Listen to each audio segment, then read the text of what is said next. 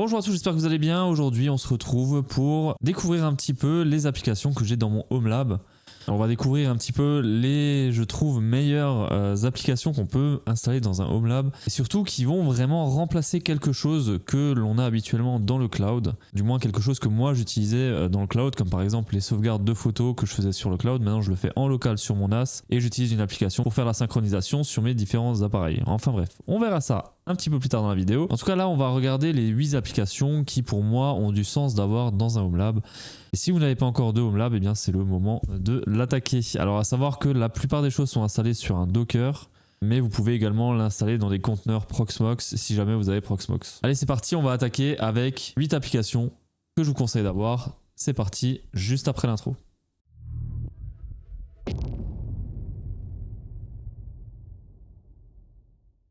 On va commencer bien sûr avec le Saint Graal. Ça, c'est un must si vous voulez commencer à construire un Home Lab et avoir plusieurs applications, etc.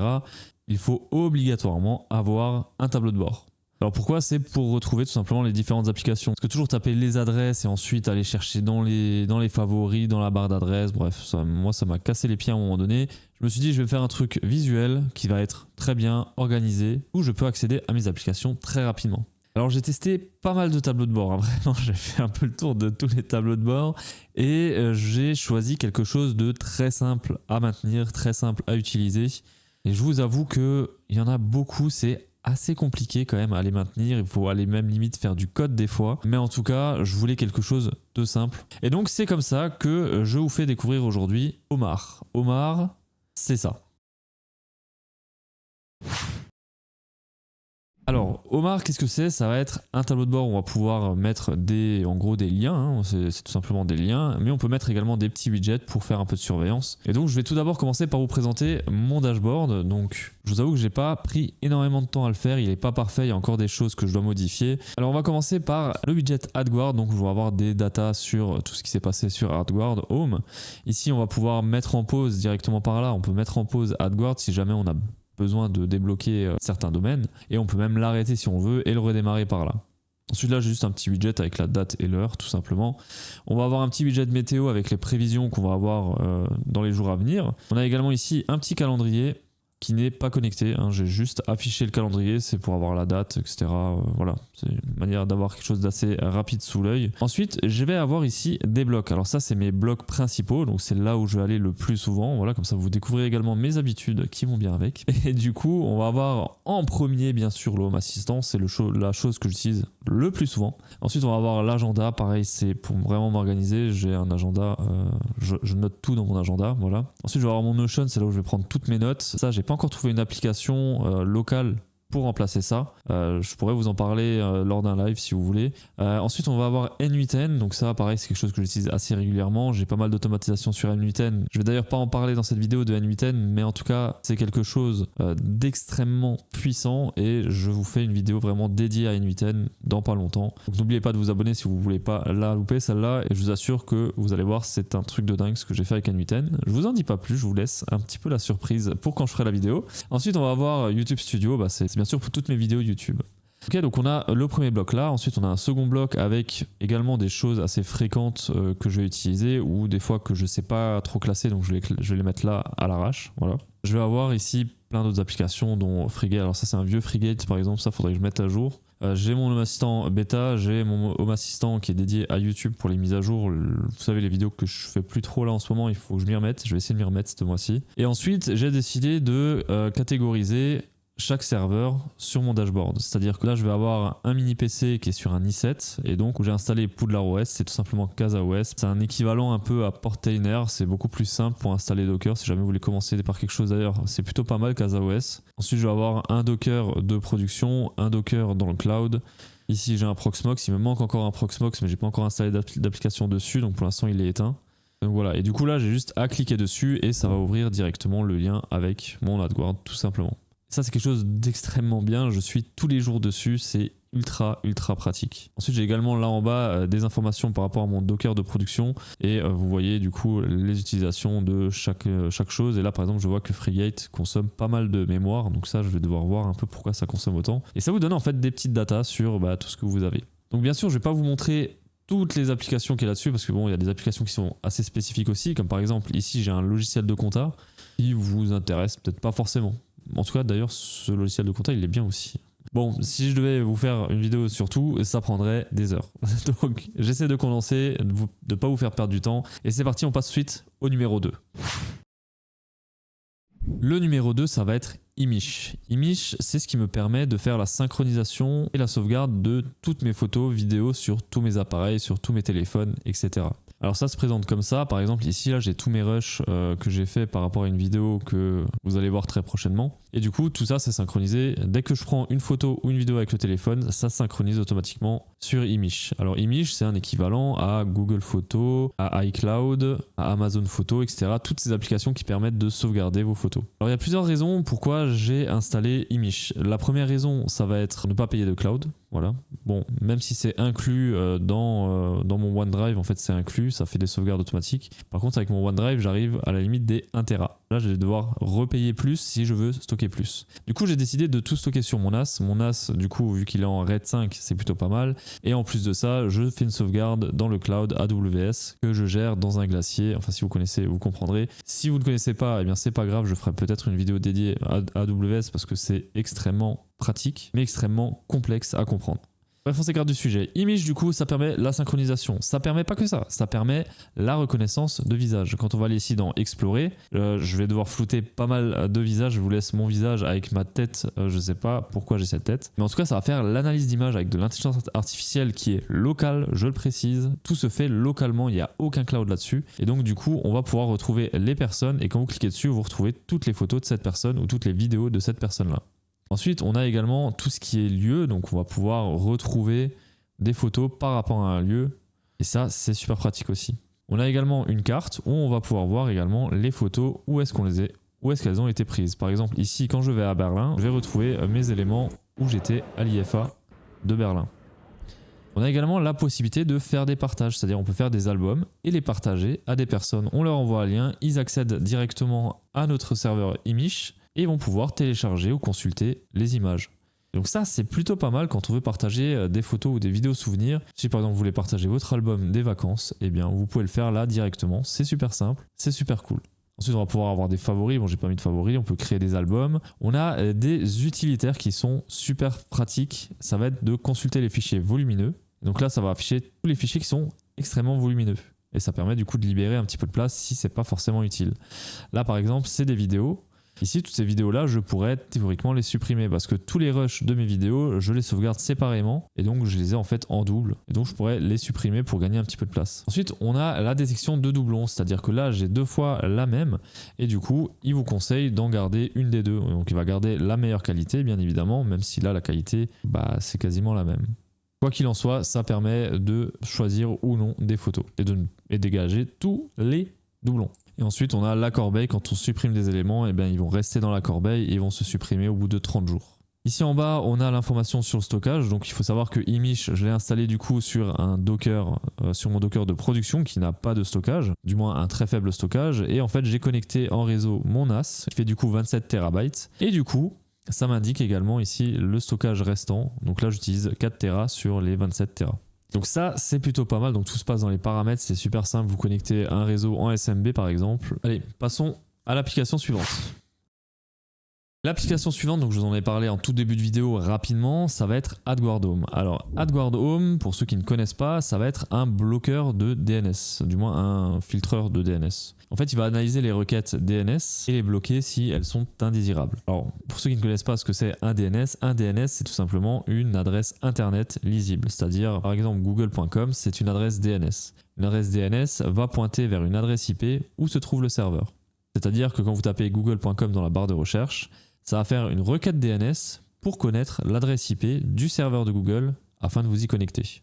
Et donc, ça permet en fait de bloquer certaines choses qu'on ne veut pas forcément que ça passe sur notre réseau. Par exemple, ici, on va avoir le nom de domaine log.netflix.com qui a été bloqué.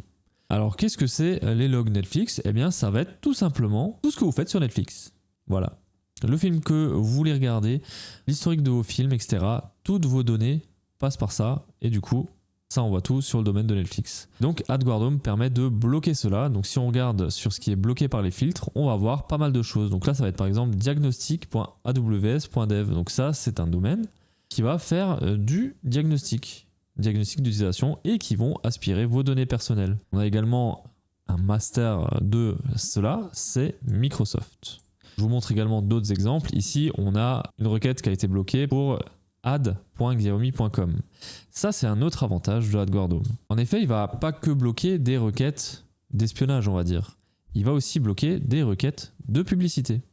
C'est-à-dire que quand vous allez aller sur un site internet où il y a 1 milliard de pubs, comme on connaît partout, je précise que sur mon blog, il y a 0 pub, n'hésitez pas à y aller, mechanics.fr, voilà, petite pub. Donc, quand vous allez sur ces blogs, eh bien, vous avez toujours une blinde de pubs qui vous en... Voilà. Et donc, AdGuardHome va bloquer les DNS justement de ces pubs-là. Donc là, pareil, c'est hyper simple. C'est pour afficher la pub, eh bien, ça va demander, c'est quoi l'adresse IP de cette pub-là? Eh bien, AdGuardHome, il va dire, c'est rien. Elle n'existe pas l'adresse IP. Tu n'afficheras pas cette pub. Tu ne la chargeras pas. Voilà ce que c'est AdGuardHome. Il y a également beaucoup d'avantages aussi, d'autres avantages comme par exemple le DNS local, etc. Je vous laisse vous renseigner. Il y a vraiment une bonne documentation et une bonne communauté autour d'AdGuardHome également. Et en plus de ça, vous pouvez l'installer directement dans Home Assistant, c'est disponible. Bien sûr, on peut l'utiliser aussi comme contrôle parental, c'est-à-dire qu'on peut mettre nous-mêmes les adresses qu'on veut bloquer. Et on peut l'activer, désactiver à distance. Je pense par exemple à une automatisation qui pourrait activer ou désactiver AdGuardHome en fonction de si les enfants sont sur Internet ou pas. Ça peut faire un contrôle parental aussi. Bref, les possibilités sont énormes, donc pour moi, c'est un must. D'ailleurs, j'utilise AdGuardHome depuis très longtemps maintenant. Let's go, passons à la suite. La suite, ça va être tout simplement Planka. Planka, c'est un Trello. Voilà, pour ceux qui connaissent, c'est Trello, c'est une copie conforme de Trello. Voilà, en fait, là, vous avez des projets, vous pouvez gérer vos projets. Ici, vous faites des listes et vous pouvez déplacer les listes l'un dans l'autre. Vous pouvez mettre des tâches, etc. Vous pouvez définir des tâches.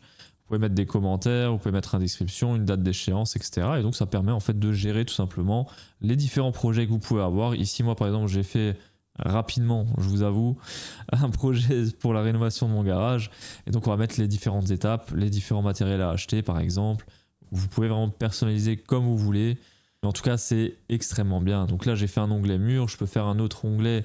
On va appeler le toit et on va pouvoir refaire également une liste de nouveau. Super pratique. Ça permet vraiment d'avoir une liste de tâches très claire. Bon, je suis passé rapidement là-dessus parce qu'il n'y a pas non plus énormément de choses à dire dessus, mais je trouve ça quand même assez pratique pour s'organiser, surtout si on a un peu de mal à s'organiser. On peut organiser les tâches ménagères avec les enfants, par exemple. Ça peut être un moyen d'organisation plutôt assez bien. Ensuite, on va avoir Actual Budget, que je vais pas vous montrer le mien parce que forcément, vous avez toutes mes données bancaires dessus. Alors, Actual Budget, ça se représente comme ça. En fait, ça va permettre de faire des budgets pour vos dépenses et ça, c'est vraiment pratique. Et donc, on va pouvoir importer directement nos relevés de compte dans Actual Budget. Et donc là, par exemple, j'ai un exemple. Ici, on va avoir un relevé de compte qu'on aura importé. Donc là, c'est vraiment la démo de Actual Budget. Je ne peux pas vous montrer mes comptes, forcément, vous comprendrez. Et donc, du coup, on a des comptes ici où on a toutes les dépenses. On peut les catégoriser. Ici, on peut mettre le budget alloué à ça. Et ensuite, ici, vous retrouvez une synthèse de tout ce qui est budgétisé, comme par exemple la nourriture, les restaurants, les habits, les cadeaux médicaux, etc., etc. On a également ici quelque chose d'extrêmement bien, ça va être les rapports, ça va être les revenus, les dépenses, l'average, je ne sais plus comment on le dit en français maintenant. On a le flux de trésorerie, on a des beaux graphes, etc. C'est super sympa. On a également la possibilité de faire des échéanciers, c'est-à-dire que tout ce qui arrive à échéance, les abonnements mobiles, les abonnements de la box internet et pourquoi pas l'abonnement à la chaîne YouTube de Mechanics pour l'encourager à continuer à faire ses vidéos et à supporter son travail. Et merci à ceux qui sont déjà abonnés. Merci beaucoup pour ce soutien. Ça me fait extrêmement plaisir.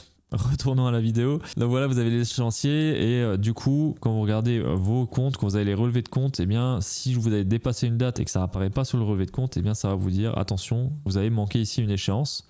Ou alors ici c'est à la date du jour l'échéance, donc il faudrait que ça apparaisse sur le relevé et ensuite il y a également les échéances à venir et ça permet d'avoir un peu un visuel, une visu sur votre compte dans les prochains jours à venir. Donc là la dépense à venir elle est quand même de 1900$. Voilà, en tout cas, c'est quelque chose d'extrêmement bien quand on a envie de suivre tout ce qu'on fait. On a également ici la possibilité de pointer les différentes opérations sur le relevé. Donc là j'ai dépointé, là on pointe. Et ça, franchement, pour un logiciel gratuit auto-hébergé, il est top. Le seul truc, c'est qu'il faut du temps pour exporter, importer dedans. Il n'y a pas une synchronisation automatique avec les banques et en général, vous ne trouverez pas trop de logiciels à part vraiment payer parce qu'ils vont avoir une certification DSP2, je crois, un truc comme ça, enfin, je ne me rappelle plus très bien. En gros, il faut une certification pour pouvoir se connecter directement sur les comptes bancaires des utilisateurs et ça, c'est vraiment pas facile à avoir et c'est extrêmement strict. Donc vous n'allez pas avoir beaucoup de plateformes qui vont faire ça et la plupart du temps ça va être quelque chose de payant et plus destiné aux professionnels. Donc là oui, il faut faire un export de son relevé bancaire, il faut l'importer et il faut l'attribuer au budget, etc. Alors vous pouvez créer des règles aussi, ça c'est extrêmement puissant. Vous pouvez créer des règles et suivant des règles que vous définissez, eh bien, vous pouvez faire des actions comme par exemple lier un échéancier. Vous pouvez les catégoriser automatiquement en suivant des mots-clés, suivant un endroit, etc. Donc ça c'est extrêmement bien. Et il y a beaucoup d'autres choses aussi que vous pouvez faire avec ça, mais vraiment c'est un truc complet, extrêmement bien. Si vous voulez suivre vos finances, c'est ce logiciel-là qu'il vous faut. Voilà, passons à la suite. La suite, ça va être Uptime Kuma. Alors malheureusement, j'ai pas remarqué, mais il a crash et j'arrive pas à le redémarrer, donc va falloir que je regarde ce qui se passe et que je remonte un backup. Bon, en tout cas, pour la vidéo, c'est pas grave, je peux vous expliquer sans vous montrer forcément. Et de toute façon, j'ai fait une vidéo dédiée à Uptime Kuma que vous retrouvez là en haut quelque part. Et je vous mets également le lien en description sur la vidéo de découverte de Uptime Kuma. Vous allez voir, c'est un logiciel extrêmement bien. Ça permet tout simplement de surveiller tout ce qui est connecté à votre réseau, des sites internet, des serveurs MQTT, vraiment plein de choses. Regardez la vidéo si ça vous intéresse. Ça permet tout simplement de faire du monitoring. Et c'est un équivalent au très connu Uptime Robot, sauf que c'est 100% gratuit et auto-hébergé. Donc voilà, que demande le peuple? N'hésitez pas à aller voir la vidéo, c'est très intéressant. Et sans perdre de temps, on passe au suivant. Le suivant, ça va être tout simplement Karakip. Alors Karakip, comment vous expliquer? Pour vous expliquer, je pense que je vais vous montrer. Alors vous êtes sur Uptime Kuma et là par exemple, vous avez cet article-là qui vous explique comment faire un reset de mot de passe. Vous allez tout simplement ici dans les extensions et vous allez ajouter ici à votre Karakip.